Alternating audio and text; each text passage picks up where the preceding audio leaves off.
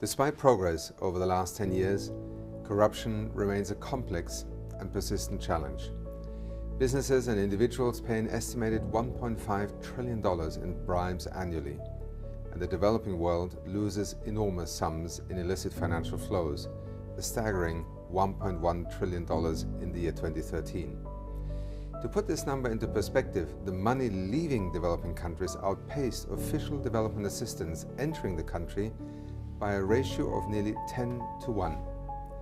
Meaning these countries lost close to $10 for every dollar that they actually received in aid.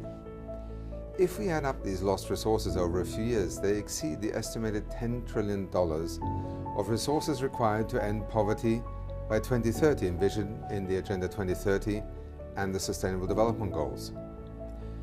Money lost to corruption is essentially development denied to those at risk of being left behind. But beyond these direct consequences, corruption also has indirect negative consequences, such as eroding people's trust in the justice system and in the legitimacy of political and economic institutions. The good news is that the 2030 Agenda and the Sustainable Development Goals do provide a strong link between the anti-corruption and development agendas. Indeed, Goal 16 and its targets are not only valuable aspirations in their own right, they are also important conditions for achieving the entire 2030 Agenda. By reducing corruption, bribery and illicit financial flows, we can prevent leakages and misuse of funds and channel more resources into development.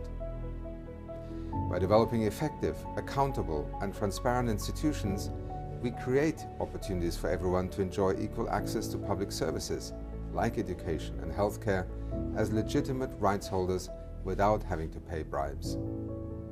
By entering participatory and representative decision-making, we can build more inclusive and equal societies where no one is left behind.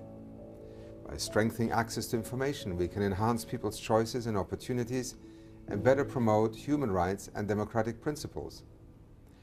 Addressing corruption requires the active participation of all members of society at international, regional and national levels and from the public, private and non-profit sectors.